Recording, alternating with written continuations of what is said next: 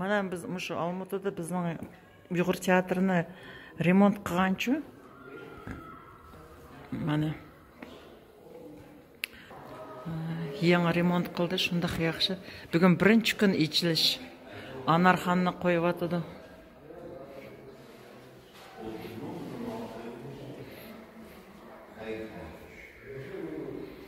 Мана Уйғур балаламышы архитектор.